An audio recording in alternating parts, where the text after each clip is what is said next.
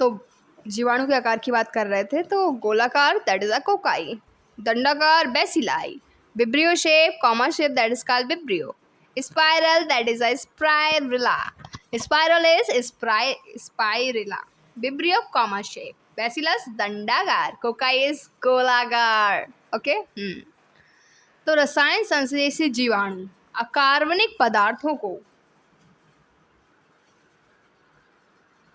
अकार्बनिक पदार्थ जैसे नाइट्रेट, नाइट्राइट, अमोनिया, तो रसायन संश्लेषी जीवाणु अकार्बनिक पदार्थों जैसे नाइट्रेट, नाइट्राइट, अमोनिया को ऑक्सीडाइज करके, क्या करके, ऑक्सीडाइज करके विमुक्त ऊर्जा का उपयोग किसमें फॉर्मेशन करने में कर देगा, एटीपी बनाने में करेगा। भाई साहब ये हमारी बात हो रही है रसायन संश्लेषी बैक्टीरिया की।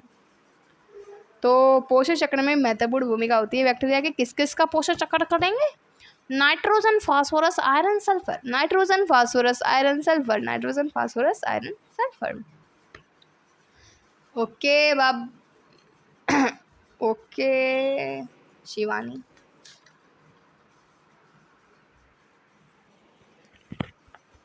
अब हम बात करते हैं प्रिमिटिव बैक्टीरिया की, दैट इज आद्य बैक्टीरिया भी बोलते हैं जिनको। तो इसमें है क्या, इसमें बात है कि प्रतिकूल परिस्थितियों में भी जीवित रह सकते हैं, कितनी भी हार्श कंडीशन है इनके पास। थर्मस एक्ट, एक तो गर्म स्थानों पर पाए जाते हैं, मिथेनोजन्स में पाए जाते हैं, हेलोफिल्स में पाए जाते हैं। तो हेलोफिल्स अत्यंत लवणीय क्षेत्र, मेथेनोजन्स मतलब जैसे हमारे रूमेन जंतु पशु प्राणी हैं तो उनकी आंतों में भी पाए जाते हैं। थर्मोएसिडोफिल्स गर्म झरने में पाए जाते हैं, that is a primitive bacteria. तो ठीक है, तो कितने हैं प्रिमिटिव बैक्टीरिया, हेलोफिल्स, मेथेनोजन, थर्मोएसिडोफिल्स, ये आद्य बैक्टीरिया हैं। ओके, कहाँ कहाँ पाए जाते हैं पता तो चली गया। तो हेलोफिल्स की बात की जाए मतलब लवणीय क्षेत्रों में, इसका तो उदाहरण नहीं दिया गया है। मेथेनोजेंस का दिया गया पशुशाला में, दलदली क्षेत्रों में, रूमेन पशुओं की आंतों में। थर्मोएसिडोफिल्स का एक उदाहरण है that is a tag polymerase enzyme that is present in PCR में काम आ जाता है टैग पॉलीमरेज एंजाइम। ठीक है, इसमें है क्या, प्रिमिटिव बैक्टीरिया में सेल वॉल, अन्य जीवाणु कोश का भित्ति भाग, कोश का झिल्ली की संरचना अलग होती है। इनमें क्या होता है कि सेल वॉल की स्ट्रक्चर जो होती है, सेल वॉल डिफरेंट प्रकार की पाई जाती है, मतलब बहुत ही स्टिफ, मतलब मजबूत, प्रतिकूल परिस्थितियों में भी इनको जीवित रह सकने के लिए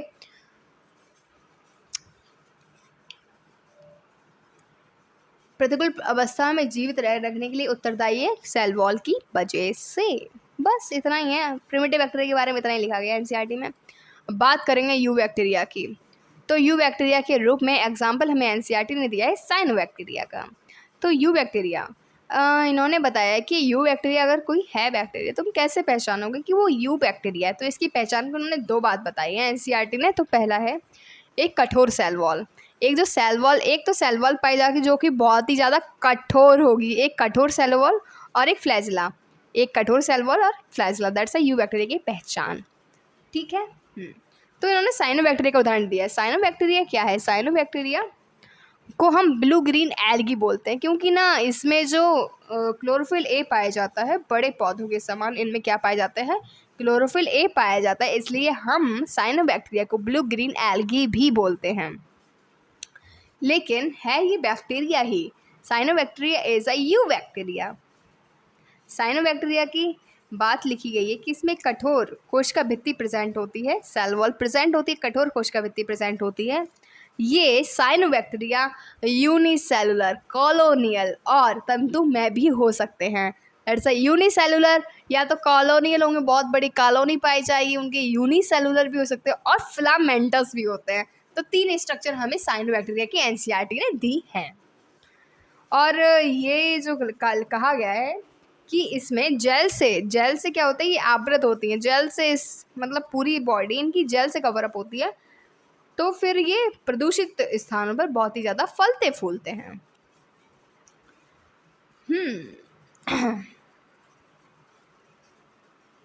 बात तो है ही, नॉस्टॉक एनिविना जो बैक्टीरिया हैं वो उनमें हेट्रोसिस नाम की सेल्स पाई जाती हैं जो कि क्या करती हैं, N2 फिक्सेशन करती हैं। N2 मतलब नाइट्रोजन का स्थिरीकरण करती हैं। कौन, हेट्रोसिस नामक सेल्स, नॉस्टॉक और एनिविना। तो देखिए कुछ NCERT के टॉपिक्स हैं, मतलब ये NCERT के 3-4 हेडिंग हैं जो कि बहुत ही ज़्यादा इम्पॉर्टेंट है। तो कॉलोनी प्राय जेलीनुमा आवरण से ढकी होती है। क्रोमेटोफोर्स पाए जाते हैं। क्या पाया जाता है? क्रोमेटोफोर्स। क्रोमेटोफोर्स क्या होते हैं? झिल्ली में विस्तार होते हैं जो कि मीसोसोम। क्रोमेटोफोर्स नहीं बताएंगे, जरूर बताएंगे। क्रोमेटोफोर्स क्या होते हैं? इसमें क्लोरोफिल पाए, मतलब वर्णक पाए जाते हैं। क्लोरोफिल ए प्रेजेंट होता है उच्च पादपों के समान साइनोबैक्टीरिया में। पुनर्चक्रण में भी हेल्पफुल होते हैं। किसके पुनर्चक्रण में हेल्पफुल होते हैं? Nitrogen sulphur phosphorus ferrum. Nitrogen phosphorus sulphur ferrum, nitrogen phosphorus sulphur ferrum के पुनर्चक्रण में हेल्पफुल होते हैं। कौन? Cyanobacteria, eubacteria. इस पुनर्चक्रण में किसके? Nitrogen sulphur phosphor ferrum. Cyanobacteria cyanophycean starch करना गैस वैक्यूल्स हो गया। तो चित्र बना रखा है इन्होंने। हेट्रोसिस सलेस्मी आच्छादित एक तंतु में सवाल। अगर पूछा जाए किसका चित्र दे रखा है, ये दे रखा है नॉस्टॉक का चित्र। किसका डायग्राम दे रखा है? नॉस्टॉक का दे रखा है। तो हो गया इधर से। अब माइकोप्लाज्मा की बात की जाए तो माइकोप्लाज्मा सबसे छोटी, दुनिया भर की इतनी बड़ी दुनिया हमारी, उसमें सबसे छोटी बैक्टीरिया, सबसे छोटी जीवित कोशिका इस माइकोप्लाज्मा। इसका साइज भी दे रखा है NCERT ने, मैंने देखा नहीं है, बताएंगे जरूर एक दिन। तो माइकोप्लाज्मा सबसे छोटी जीवित कोशिका, कोशिका भित्ति अनुपस्थित, इसमें कोई सेल वॉल प्रेजेंट नहीं होती है, सबसे छोटी होती है। अगर इसको ऑक्सीजन ना ही मिले तब भी ये जीवित रह सकती है। बहुत सारे जीव हमारे पृथ्वी पे अगर ऑक्सीजन ना हो तब भी जीवित रह सकते हैं। मतलब हम तो खत्म हो ही जाएंगे अगर ऑक्सीजन नहीं रहेगी, लेकिन कौन जीवित रह सकता है बिना ऑक्सीजन की उपस्थिति में? माइकोप्लाज्मा जीवित रह सकता है। और एक NCERT ने लाइन भी दे रखी है, माइकोप्लाज्मा जो होते हैं ये पौधों और जंतुओं दोनों के लिए रोगजनक होते हैं। देखो अभी दिखाते हैं। अनेक माइकोप्लाज्मा प्राणियों और पादपों के लिए रोगजनक होती हैं। उसने ये नहीं बोला है कि सभी नहीं बोला है। क्या बोला है? अनेक, मतलब बहुत सारी माइकोप्लाज्मा माइकोप्लाज्मा मतलब बहुत सारी मतलब ऐसा नहीं, बहुत सारी माइकोप्लाज्मा पादप और प्राणियों के लिए क्या होती है? रोगजनक होती हैं। तो चलिए इतना तो हो गया। एक बार NCERT में देख लेते हैं कुछ बच गया क्या।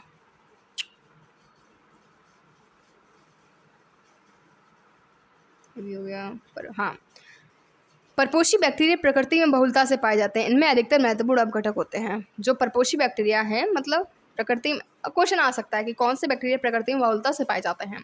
परपोषी बैक्टीरिया प्रकृति में बहुलता से पाए जाते हैं और उसमें परपोषी में भी अधिकतर महत्वपूर्ण अपघटक होते हैं। तो हो गया ये भी। तो पूरा यूबैक्टीरिया निपटा लिया, अब प्रिमिटिव बैक्टीरिया निपटा लिया, और ये माइकोप्लाज्मा भी हो गया। अब बस ये दे रखा है इधर की आकार के बारे में, ये कि हमें बैक्टीरिया का क्या क्या पाया जाता है, क्या नहीं पाया जाता है। तो बात की जाए बैक्टीरिया की, यहाँ पे शकल दे रखा है कैसे कैसे क्या है। तो देखो बैक्टीरिया में 3 लेयर्स, ऊपर से देखोगे सबसे ऊपर ग्लाइकोकैलिक्स, उसके नीचे सेल वॉल, उसके नीचे सेल मेम्ब्रेन। तो 3 membrane present around the bacteria. तो बात की जाए ग्लाइकोकैलिक्स मोटी कठोर होती है संपुटिका, अपंग परक्त भी बोलते हैं ग्लाइकोकैलिक्स, जो कि ढीली आच्छादित होती है। कोशिका के आकार को निर्धारित करती है, जीवाणु को फटने और निपातित होने से बचाती है। कौन? Cell wall. क्वेश्चन आ जाए कि कोशिका के आकार को निर्धारित करती है, जीवाणु को फटने से बचाती है, कौन है वो है सेल वॉल। कोशिका झिल्ली प्रकृति में वर्णात्मक होती है, बाह्य वातावरण के संपर्क बनाए रखने में सक्षम होती है। कौन? Cell membrane. मीसोसोम बोलती हूँ मैं, मेरे को मीसोसोम बोलना आता है। तो mesosome that is very important. इसके बारे में बहुत बार NCERT क्वेश्चंस पूछे जा चुके हैं, तो इसके 3 बहुत सारे काम भी हैं। तो मीसोसोम है क्या?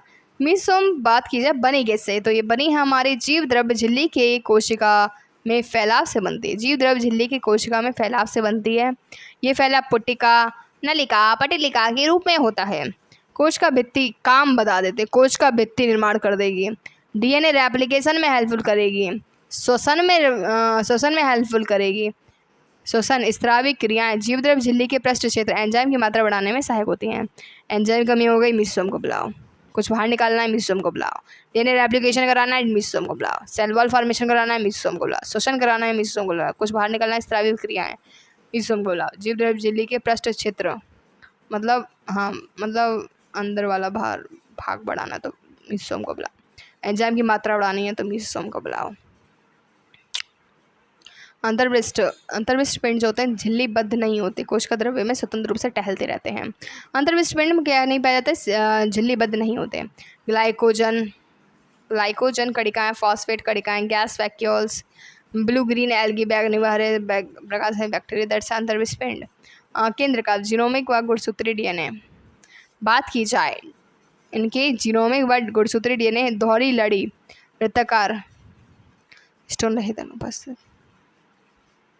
प्रोकैरियोट में हिस्टोन प्रेजेंट नहीं पाया जाता भाई। Histone protein is absent in prokaryotes, कह सकते हैं भाई हिस्टोन प्रोटीन नहीं पाया जाता है उन्होंने। क्योंकि हिस्टोन करता क्या है, उसको बाइंडिंग करके रखता है डीएनए को। अब डीएनए फैला पड़ा हुआ है प्रोकैरियोट्स में, तो क्यों बाइंडिंग करनी है, तो मतलब हिस्टोन प्रोटीन अब्सेंट इन। बात तो सही है यार।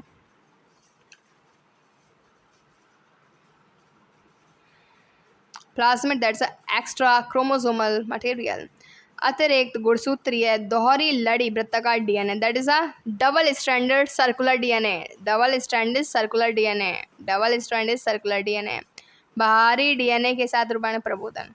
70S प्रकार का राइबोसोम प्रेजेंट होता है। पॉलीसोम बड़ा, व्हाट इज पॉलीराइबोसोम या पॉलीसोम, एक एमआरएन पे बहुत सारे जब राइबोसोम आके जुड़ जाते हैं, दैट्स कॉल्ड पॉलीसोम। तो झालर क्या होता है, दरअसल लघुशुक जैसे संदूक, चट्टानों और पोषक चिपकने में कौन सहायता कर रहा है, फिम्ब्रियाई बोलते हैं इसको इंग्लिश में। तो चिपकने में कौन हेल्प कर रहा है, चिपकने में हेल्प कर रहा है फिम्ब्रियाई। और अनुवांशिक पदार्थ के एक जगह से दूसरे स्थान में कौन हेल्प कर रहा है, पिलाई हेल्प कर रहा है। बढ़िया है। चला, और फ्लैचेला किन किन से मिला होता है, दैट इज अ फ्लैचेला किन किन से मिलकर बना हो रहा है, filament, hook, filament, basal body, तीन चीज़ों से मिलकर बना है। Basal body, hook and filament, basal body, hook, filament, basal body, hook and filament, तीन देर से कशावी का सब पिलाई चार्जर सब हो गया ना। बढ़िया। गैस वैक्यूल प्रेजेंट होती है किस किस में, क्वेश्चन आ सकता है। गैस वैक्यूल किस में प्रेजेंट होती है, that is present in blue green algae, brown algae, मतलब एल्गी में प्रेजेंट होती है, ब्लू ग्रीन साइनोबैक्टीरिया में प्रेजेंट होती है gas vacuole. Gas vacuole present in cyanobacteria. अब बात करेंगे प्रोटिस्टा की, तब तक के लिए ब्रेक चाहिए मुझे।